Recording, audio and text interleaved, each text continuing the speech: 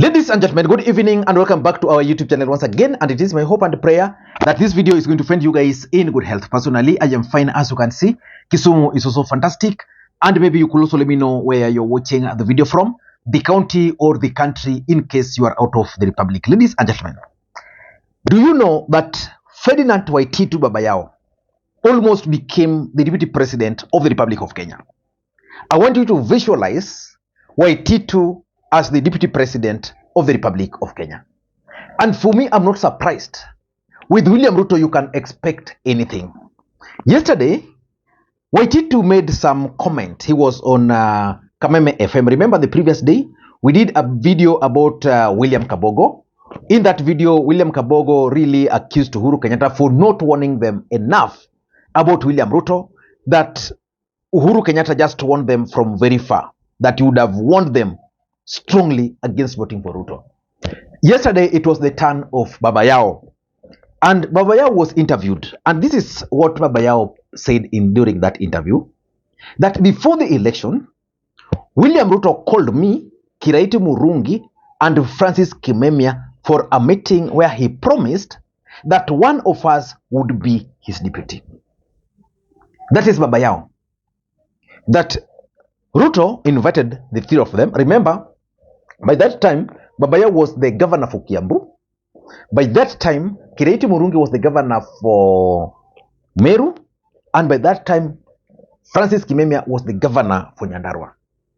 And of course, for me, I understand why William Ruto invited them for that meeting. William Ruto knew so well that there was no way he was going to appoint, for example, someone like Kimemia or someone like Kiraitu Murungi as his deputy. Of course, he can appoint Ferdinand Waititu, but not Harvard educated, not someone refined as Francis Kimemia.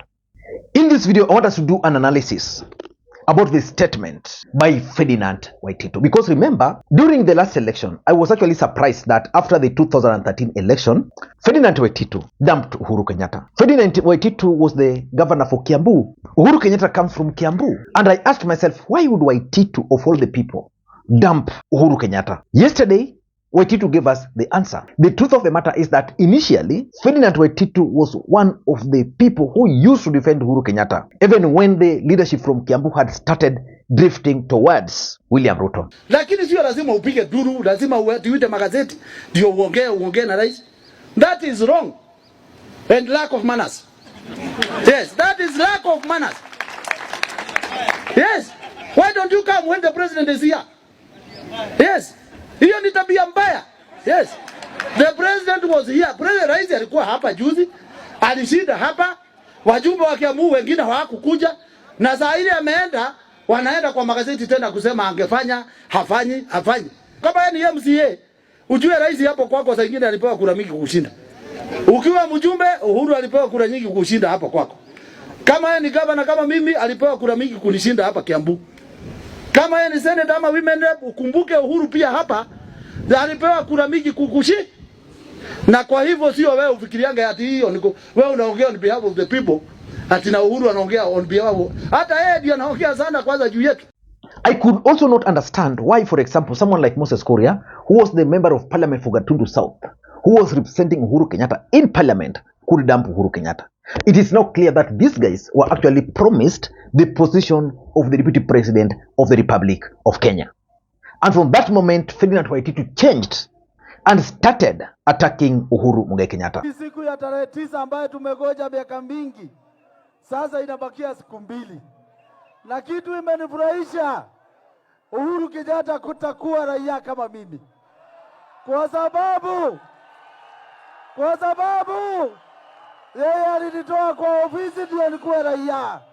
Na yeye Mungu amefikisha siku, sasa yeye tutakuwa tukikutana huko kwa mitaa. Akila bila askari, akiwa raia, si ndio? Kwa sababu tunajua hakujawahi kuwa serikali ya mateso kama ile imekuwa ya Uhuru Muigai wa Kenyatta. Na sisi tunamwambia kwa sababu Mungu mwenyewe ndiye anaona hapa duniani na ndiye anatawala kila kitu. Mtu ambaye ametesa kabisa akamfanyia madharau William Ruto, yeye mwenyewe sasa ndiye atapatia ile sword ya tawala Kenya hii Jumanne watu wa Kenya watapiga kura. But Waititu's statement yesterday actually came as a shock to me, but not a surprise. I never imagined that William Ruto would consider Waititu, of all the people, as a potential running mate for 2022 general election.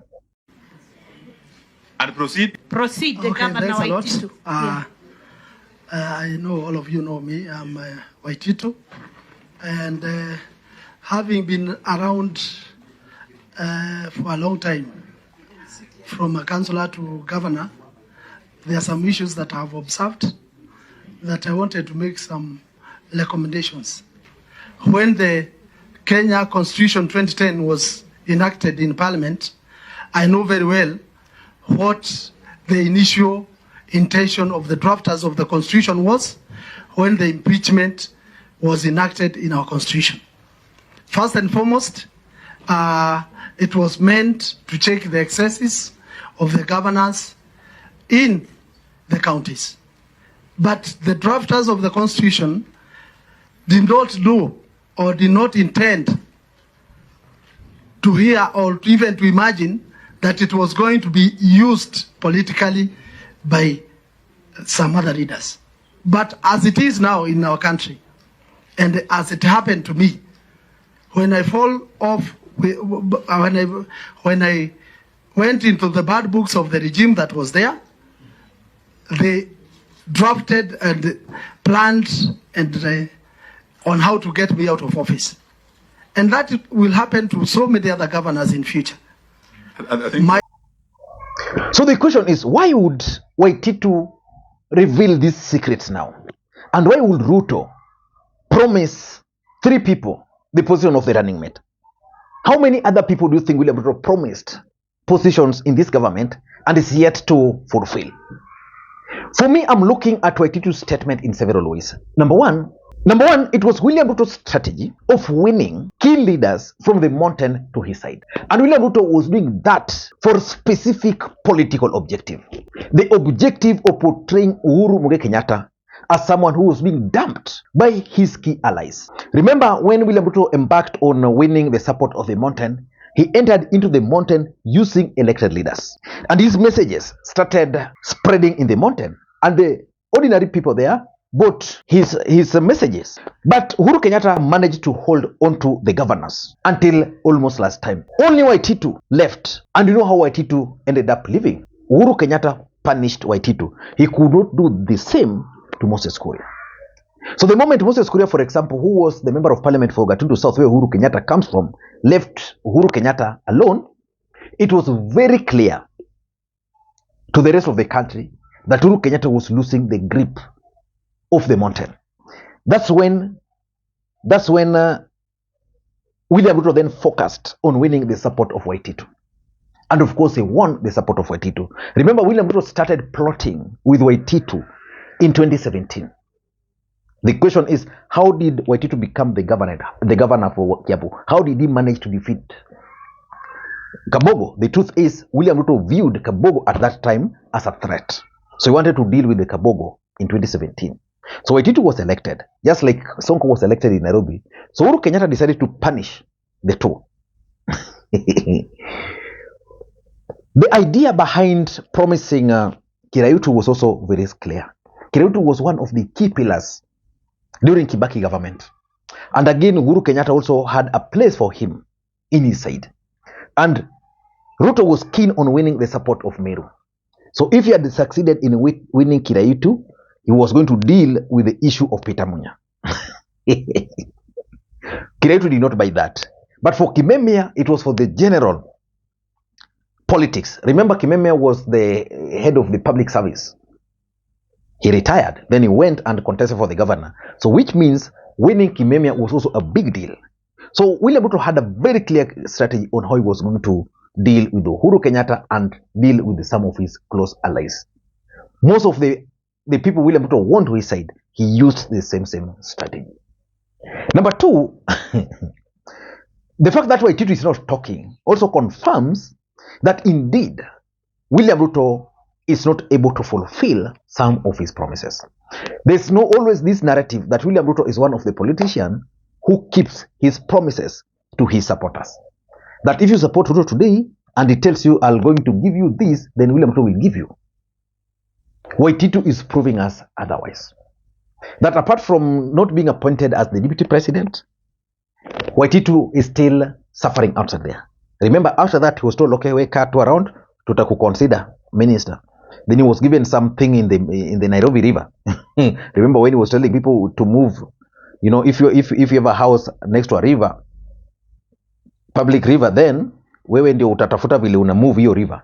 So he was appointed to deal with the Nairobi Rivers Commission, which I think the other day he dismissed.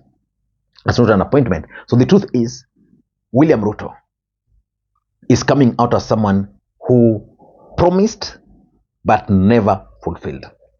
Number 3, it is also now clear that most of those people who supported William Ruto are now disappointed. That's how you should also look at the statement by William Kabogo yesterday. They are regretting. If people like Waititu are regretting, what about the many others in the counties? How many people do you think William Ruto made promises to? Because right now, William Ruto has failed almost all our key appointments, boards, and the rest. So most people who supported him are disappointed. Some of them are coming out. Some of them are yet to come out. So you should look at Waititu's statement with those lenses. And number 4, and number 4, it is now clear that there is a growing rebellion against William Ruto, especially in Mount Kenya and his strongholds. Waititu was one of the choir masters for William Ruto.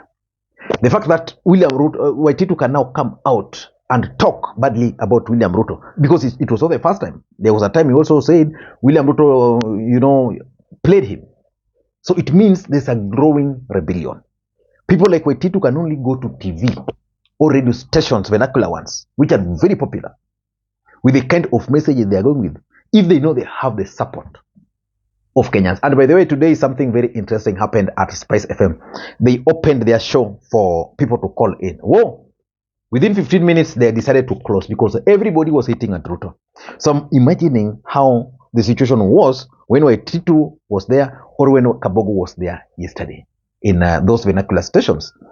And lastly, it also tells you the kind of people or the caliber of people William Ruto was considering. In fact, there's always this narrative of late in Kenya that the reason why Kenya Kwanza government has failed is because of the kind of people they elected to certain positions.